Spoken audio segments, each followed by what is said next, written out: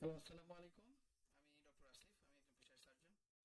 আজকে এআই ভিত্তিক ডিজিজ ডিসকাশনে আপনাদের সবাইকে স্বাগতম। আমি আজকে আপনাদের সাথে প্রতিনিয়ত যে সকল ভিডিও আমি বানাই, যেটা আপনারা আগের প্লেলিস্টে দেখেছেন, যে মলদ্বারের কিছু সমস্যা, পিত্তথলির কিছু সমস্যা নিয়ে আমি আলোচনা করেছি। আজকে আমি আলোচনা করব যে খাদ্যথলি, যেটা স্টমাক বলি আমরা, বা খাবারের পরে যে খাবারটা প্রথম যেখানে জমা হয়, এটাকে বলা হয় খাদ্যথলি বা স্টমাক।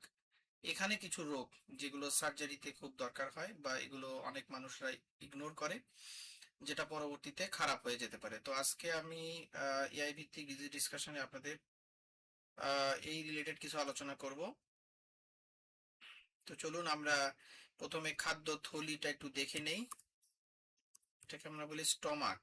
হ্যাঁ, স্টমাককে বলা হয় খাদ্যথলি। সো এখানে আপনারা একটু দেখেন, আমরা যদি একটু ছবির দিকে তাকাই,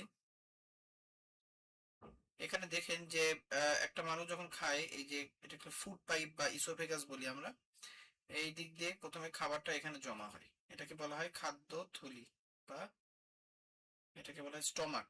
ঠিক আছে। তা এখানে কিছু রোগ আছে যেগুলো সার্জারিতে ইম্পর্টেন্ট, আর কিছু রোগ আছে যেগুলো হলো মেডিসিনে পড়ানো হয় বা মেডিসিনে ডিল করে। তো আমরা মোস্ট কমন যদি কিছু সার্জিক্যাল প্রবলেম আমরা যদি হিসাব করি, common surgical problem in stomach, আমরা স্টমাকের সার্জিক্যাল প্রবলেম দিয়ে সার্চ দিলাম, দেখি কি আসে।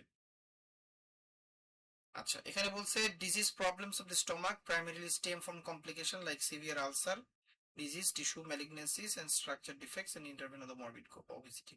ইয়েস, আমি আপনাদের আগেই বলেছি যে খাদ্যথলির ম্যাক্সিমাম রোগগুলো মেডিসিন ডিল করে, কিন্তু যখন এই বিষয়টা কমপ্লিকেশন হয়ে যায়, কোনো একটা ঘটনা থেকে এটা কমপ্লিকেশনের রূপ নেয়, তখন কিন্তু এটার হয়ে যায়, তখন সেগুলো সার্জিক্যাল ডিজিজ বলে আমরা হিসেব করি। যেমন যেমন আমরা এখানে দেখেন খুব কমন যেটা সমস্যা, সেটাকে আমরা কি বলি peptic ulcer disease. That means ulcer হয়েছে।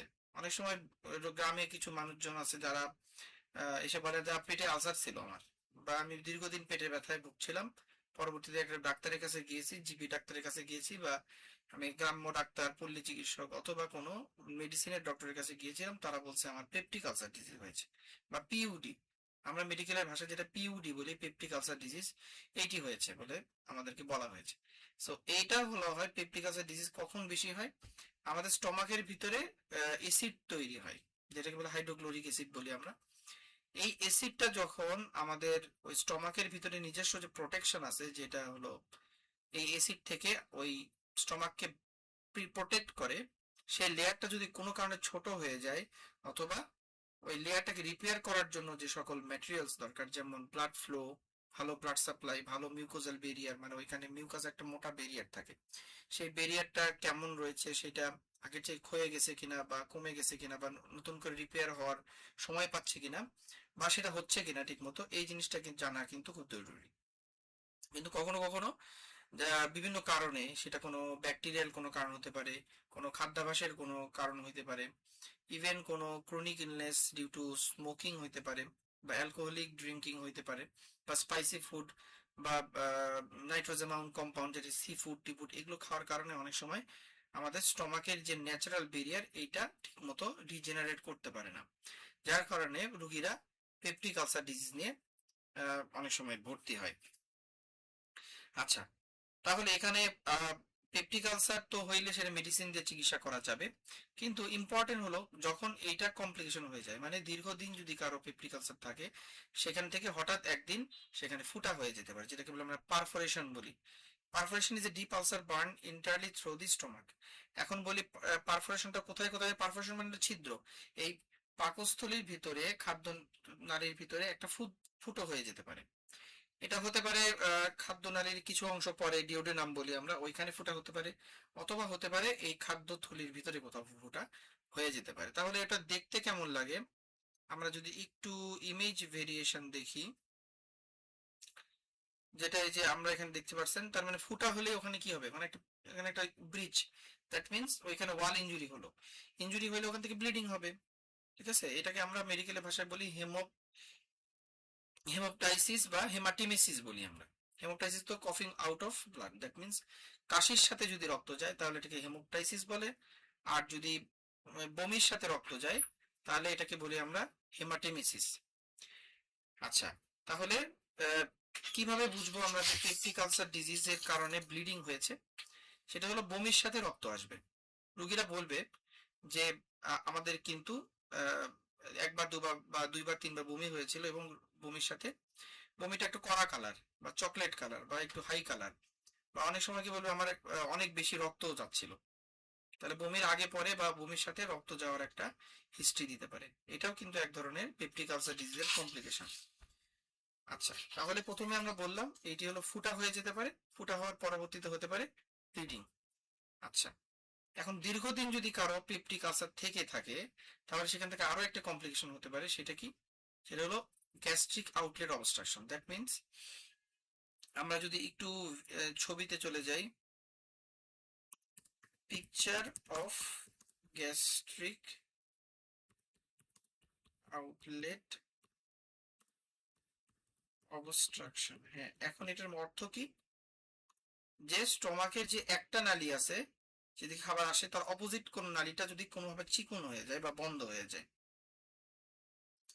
আপনারা এদিকে একটু খেয়াল করেন, এই যে খাদ্য থলি থলার এই যে যাওয়ার পরে যে এই যে পরবর্তী যে নালীর যে অংশ, এখানে যেতে এখানে একটা বাধা বা এখানে একটা চিকন হয়ে যাওয়া।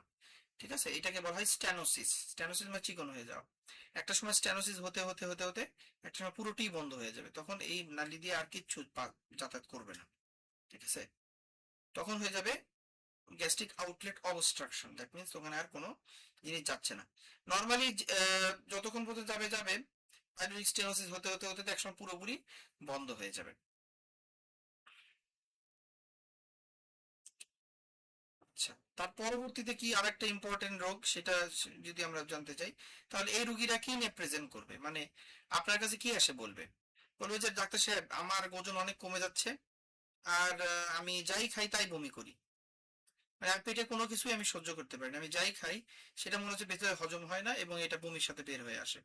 রোগীরা খুবই কমনলি এই ফিচার দিবে। এবং দেখবেন এই রুগীটা লিন অ্যান্ড থিন, সে তার ক্যাকিক সে ডেভেলপ করছে, তার নিউট্রিশনাল ব্যালেন্স খুব একটা ভালো না, এরকম অবস্থায় আপনি একটা পেশেন্ট পেতে পারেন। তো তখন আমাদেরকে ইভ্যালুয়েশন করতে হবে। পরবর্তীতে আমরা যখন ইভ্যালুয়েশনে আসবো, দ্যাট মিনস আমরা যখন পরীক্ষা নিরীক্ষা বা কোনো এক্সামিনেশন করব, সেটা নিয়ে আমি আলোচনা করতেছি একটু পরে। আচ্ছা, তাহলে যদি এখানে ব্লক হয়ে যায় তাহলে এই স্টমাকটা কি হয়ে যাবে, আস্তে আস্তে বড় হয়ে যাবে। কারণ স্টমাক একটা আমাদের কি হয় যখন আমরা কোনো অর্গান বা কোনো মাসেলকে এক্সারসাইজ করি, দ্যাট মিন্স আমরা যখন জিম করি, আমরা যদি কোনো একটা হাত বা পা অনেকক্ষণ ধরে যদি জিম করি তাহলে কি হয়, অর্গানগুলো ফুলে যায়। ঠিক স্টমাকও একরকম, স্টমাক যখন তার খাবারগুলোকে পাস করে দিতে পারছে না তখন সে নিজেই অনেক বড় হয়ে যায়। সে চেষ্টা করে যে খাবারটা যেন পাস হয়ে যায়, কিন্তু কোনো কারণে সেটা অবস্ট্রাকশন হওয়ার কারণে স্টমাক আর আগের মতো খাবার পাস করতে পারে না, ফলে সে নিজেই ডাইলেটেড হয়ে বড় হয়ে যায়। ফলে সে আগের মতো আর খাবার দাবার ডিউডেনামে পৌঁছাতে পারে না বা কোনো অংশে পৌঁছাতে পারে না।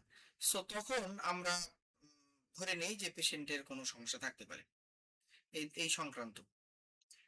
এটার উপরে ধরেন আমি একটা পরীক্ষা করতে গেলাম, রুগীকে শোয়ালাম, উনি আমার কাছে ডিটেইলস হিস্ট্রি দিল, তারপরে আমি শোয়ালাম, তারপরে আমরা তার অ্যাবডোমেনটা ওপেন করলাম, পেটটা দেখলাম, দেখবো পেটে তেমন একটা চর্বি নেই, চর্বি অনেকটাই নষ্ট হয়ে গেছে প্রায়।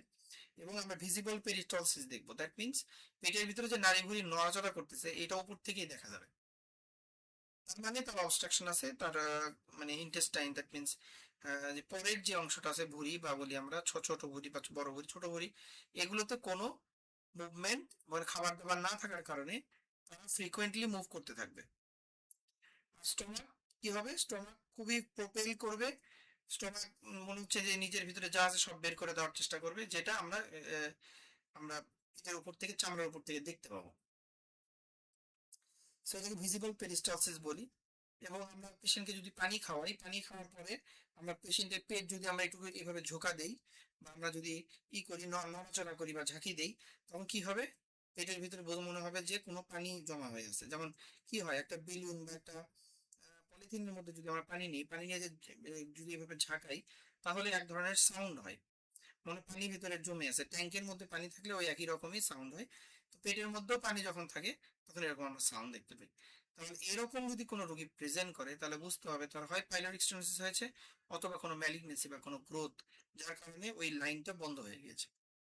আচ্ছা, এবার আমরা পরীক্ষা নিরীক্ষা যখন আমরা করবো, তখন রুগীকে আমরা জিজ্ঞাসা করবো যে আপনার ওজন কমে গেছে কিনা, দীর্ঘদিন ধরে আপনার এমনি না খেতে পারেন কতদিন হলো, আপনার পরিবারে অন্য কারো এই সমস্যা আছে কিনা, আপনি স্মোকিং করেন কিনা, আপনি কোনো অ্যালকোহল বা আপনি কোনো বাইরের খাবার যেমন ভাজা পোড়া বা ক্যাফেইন জাতীয় খাবার বেশি খান কিনা, তারপরে আপনি কোনোদিন সি ফুড টাইপের কোনো ওষুধ, সি ফুড টাইপের কোনো ফুড, বা হলো নাইট্রোজামান কম্পাউন্ড রিলেটেড কোনো ফুড, বা রেড মিট বা মাটন মিট কত বেশি খেয়েছেন, এটা তার লাইফস্টাইলটা দেখতে হবে, সে ওবিসিটিতে আক্রান্ত কিনা। ঠিক আছে, কারণ obesity predominant to malignancy or any stomach disease.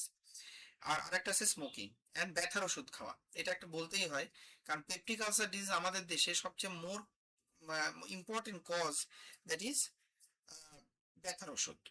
রুগীরা সাধারণত অনেকদিন ব্যথার ওষুধ খায়, তাদের জয়েন্ট পেইন থাকে, তাদের পেটে ব্যথা থাকে, তাদের কোমরে ব্যথা থাকে।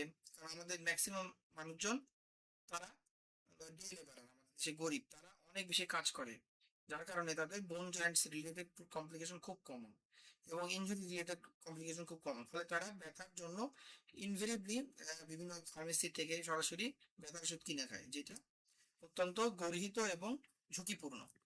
যার কারণে দীর্ঘদিন ব্যথার ওষুধ খাওয়ার কারণে তাদের স্টমাকের ভিতরে ফুটা হওয়া, স্টমাকে ব্যথা হওয়া, এই সংক্রান্ত জটিলতা কিন্তু হয়। আমাদেরকে এগুলো হিস্ট্রি অবশ্যই নিতে হবে, যে আপনি কোনো দীর্ঘদিন ধরে কোনো ব্যথায় আক্রান্ত কিনা, আপনি দীর্ঘদিন ধরে কোনো ব্যথার ওষুধ খাচ্ছেন কিনা, বা আপনাকে কেউ দিয়েছিল কিনা, সেটা কতদিন খাচ্ছেন, খেয়েছেন বা খাচ্ছেন, এগুলো অবশ্যই জিজ্ঞাসা করতে হবে। তারপরে সর্বলাস্টে আমরা চিন্তা করব, পেশেন্টের যদি মুখ দিয়ে বমি আসে, বমির সাথে যদি রক্ত আসে, তাহলে এবং পেশেন্ট যদি শুকায় যায় আগের মতো, এবং তার ওয়েট লস হচ্ছে, তার খাবার কোনো রুচি নেই, তখন অবশ্যই আমরা একটা এন্ডোস্কোপি করতে দেবো। তাহলে আমরা পরীক্ষা নিরীক্ষাতে চলে আসি, তাহলে স্টমাকের সবচেয়ে মূল ইম্পর্টেন্ট পরীক্ষাই হলো আপার জিআই এন্ডোস্কোপি। দ্যাট মিন্স আমরা মুখের ভিতর দিয়ে একটা ক্যামেরা ঢুকাই দিব, দিয়ে আমরা সুন্দর করে দেখতে পাবো। আমরা যদি একটু এন্ডোস্কোপি ভিউ দেখি, এন্ডোস্কোপি করার পর কেমন দেখতে হয়।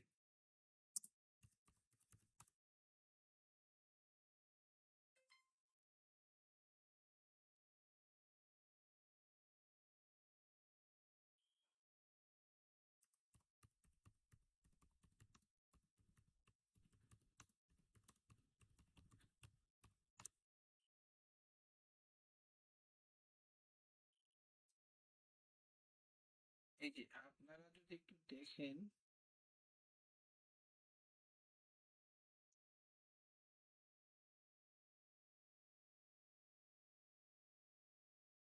আমরা একটু নর্মালি চলে যাই, এন্ডোস্কোপিক পিকচার।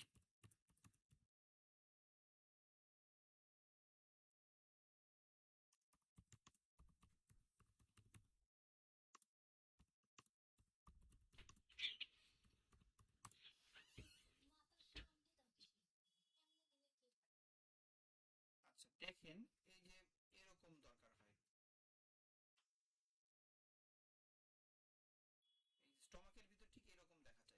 স্টমাকের ভিতরে এই ধরেন এই যে মিউকাস মেমব্রেন, কিছু ওয়াটারি সাবস্টেন্স, এগুলো আমরা দেখতে পাই। তারপরে আরো যদি দেখেন, এই যে আমরা স্টমাকের ভিতর বিভিন্ন জায়গায় আমরা পুরো স্টমাক কিভাবে দেখতে পাই, ধরেন এখানে যদি কোনো গ্রোথ থাকে, এখানে যদি কোনো কোনো স্ট্যানোসিস থাকে, বা কোনো যদি আদার্স কোনো রোগ থাকে, যেমন পারফোরেশন বা ম্যালিগনেন্সি বা যেটাকে ক্যান্সার বলি আমরা, এই ধরনের কোনো সাবস্টেন্স যদি থাকে বা লেশন থাকে, তাহলে কিন্তু আমরা এখানে দেখতে পাই। তাহলে খুব সহজে আমরা এই যে ঘাটের ভিতর দিয়ে একটা ক্যামেরা ঢুকাই দিয়ে আমরা কিন্তু ভিতরে দেখতে পারি, which is a very gold standard methods. এই যে দেখেন, এখানে একটা আলসার দেখা যাচ্ছে স্টমাকে, এই যে এরকম আলসার খুঁজে পাওয়া যাবে। তারপর যদি আমরা স্টেনোসিস দেখি, ধরেন এই যে এইটা, এই পেশেন্টটা দেখেন, এখানে এই যে এখানে একটা গ্রোথ আছে বলে মনে হচ্ছে, এটা অ্যাবনর্মাল। তারপরে এখানে একটা আলসার পাওয়া যাচ্ছে, এখানে একটা আলসার পাওয়া যাচ্ছে। সো এই এই ধরনের টেস্ট অবশ্যই করতে হবে for evaluating of the disease. আচ্ছা, এছাড়াও আমরা ইসোফেগাসের নিচের অংশকেও দেখতে পাবো সুন্দর মতো। তো আমার মনে হয় আপনারা বুঝতে পেরেছেন যে এই পরীক্ষাটি কতটা ইম্পর্টেন্ট। এছাড়াও আমরা স্টমাকে দীর্ঘমেয়াদী কোনো ইনফেকশন আছে কিনা, যেটাকে বলি এইচ পাইলোরি বা হেলিকোব্যাক্টার পাইলোরি বলি আমরা, এই ধরনের কোনো ব্যাকটেরিয়াল ইনফেকশন আছে কিনা, এটার জন্য অবশ্যই আমাদের ট্রিপল অ্যাসেসমেন্ট বা ট্রিপল থেরাপি, ঠিক আছে, আমরা প্রথমে ইনভেস্টিগেশন করব, কারণ হিস্ট্রি নিব, তার দীর্ঘদিনের পেটের ব্যথার হিস্ট্রি থাকবে, মাঝে মাঝে জ্বর আসবে, এই সংক্রান্ত কিছু কথা রোগীরা বলবে, তখন আমরা তাকে ট্রিপল অ্যাসেসমেন্ট ট্রিপল থেরাপি দিব। ট্রিপল থেরাপির ভিতরে অনেক কিছু আছে। ট্রিপল মানে তিনটা জিনিস, এখানে এলটি আলসারেন্ট আছে, এখানে অ্যান্টিবায়োটিক আছে, এখানে সুডো মেমব্রেন ফর্ম করার জিনিস আছে, এবং পরবর্তীতে সাপোর্টিভ ম্যানেজমেন্ট হিসেবে এর ভিতরে কম্বিনেশন করে দেওয়া আছে। অবশ্যই যাদের দীর্ঘদিন ধরে পেপটিক আলসার, তাদের 6 মাস বা 1 বছর পর পর পাইলোট্রিপ বা ট্রিপল থেরাপি ইম্পর্টেন্ট। এছাড়া কোয়াড্রিপল থেরাপিও পাওয়া যায়, যাদের ট্রিপল থেরাপি কাজ করবে না তাদের জন্য কোয়াড্রিপল থেরাপি। আচ্ছা, এইভাবে করলে পেপটিক আলসার থেকে মুক্ত হতে পারবেন। আর সবচেয়ে বড় কথা হলো, আপনাকে অবশ্যই লাইফস্টাইল মেনটেন করতে হবে। আপনাকে খালি পেটে দীর্ঘ সময় থাকা যাবে না, সঠিক সময় আপনার যে ফুড মিলটা এটা ভালো করে নিতে হবে, খাবার পর পর্যাপ্ত পানি খেতে হবে, এবং আপনার তরল জাতীয় খাবার খেতে হবে, স্পাইসি ফুড খাওয়া যাবে না, বা সি ফুড এটা যতটা সম্ভব অ্যাভয়েড করার কারণে এদের ভিতরে কিছু সাবস্টেন্স থাকে, নাইট্রোজো কম্পাউন্ড, যেগুলো পরবর্তীতে ম্যালিগনেন্সি বা ক্যান্সার করতে পারে। এই জন্য আমাদের অবশ্যই খেয়াল রাখতে হবে, সাথে সাথে স্মোকিংটাকে পরিহার করতে হবে, অ্যালকোহলিক হওয়া যাবে না। সো এখানে আপনারা দেখেন, এই যে কিছু কিছু লেশন আপনি এখানে দেখতে পাচ্ছেন, এগুলো কিছু আছে পলিপ, কিছু আছে ম্যালিগনেন্সি, ঠিক আছে, যেমন এটা একটা ম্যালিগনেন্সি পিস।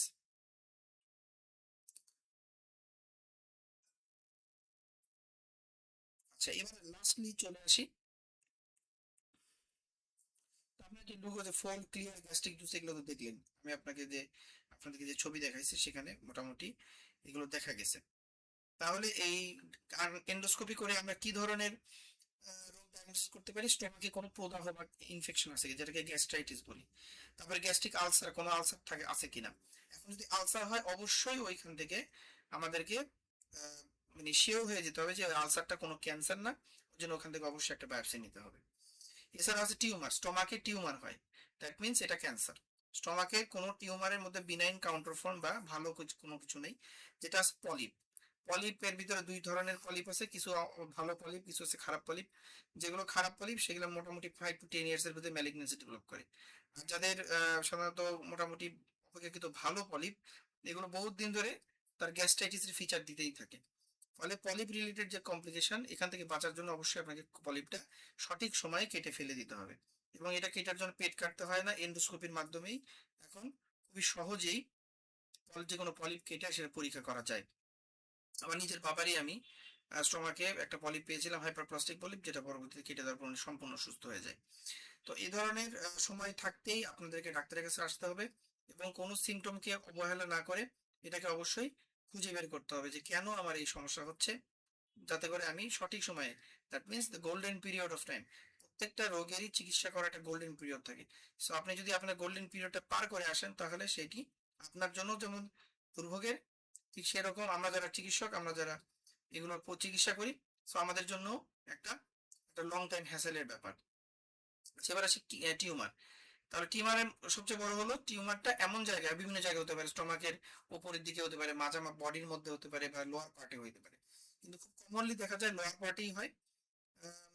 এবং এটা পরবর্তীতে স্টমাকের যে আউটফ্লো আছে বা যেদিকে খাবার পাস করে ওটা বন্ধ করে ফেলে, ফলে আমাদের অপারেশন করতে হয়।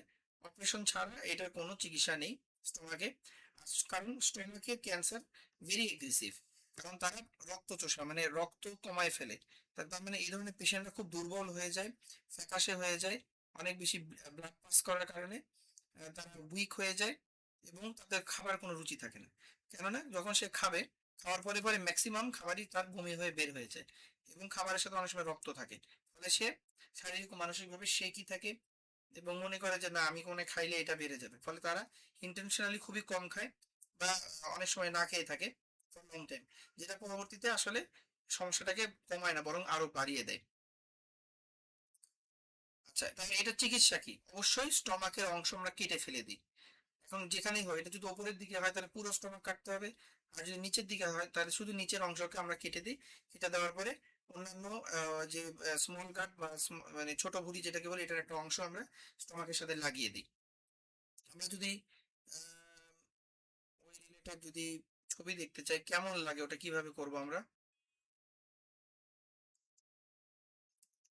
এটাকে গ্যাস্ট্রেক্টমি অপারেশন বলি আমরা।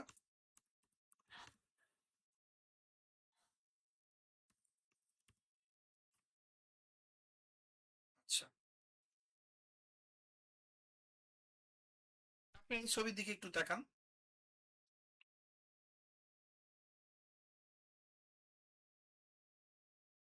এদিকে একটু দেখেন। এই যে স্টমাকের এখানে একটা টিউমার ছিল যেটাকে আমরা ফেলে দিয়েছি। এটা যদি স্টেনোসিস হতো তাও আমাদের ফেলতে হতো। তাহলে স্টমাকের শুধু এই অংশটা রয়েছে। আর এই এই যে পার্টের যে অংশটা জেজুনাম, এখান থেকে একটা অংশ আমরা লুপকে উঠায় নিয়ে আসলাম। উঠায় নিয়ে এসে স্টমাকের সাথে লাগিয়ে দিলাম। ঠিক আছে, আর ডিউরেনমটা ব্লক করে দিলাম।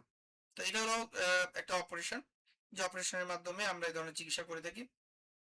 এবং যদি দেখেন এবার এখানে যদি একটু তাকান, এটা হলো স্টমাকের উপরের দিকে একটা টিউমার হয়েছিল, পুরো স্টমাককেই তাকে ফেলে দিতে হয়েছে। ফলে কি হলো, সে নিচ থেকে একটা লুপ, একটা অংশ নিয়ে এসে এই ফুড পাইপের সাথে আমরা লাগিয়ে দিলাম, এবং এখান থেকে যে পার্টটা সেটা তার গায়ে লাগিয়ে দিলাম। তাহলে দেখেন, তাহলে এই রুগীটার কিন্তু আর কোনো থলি নেই এখানে।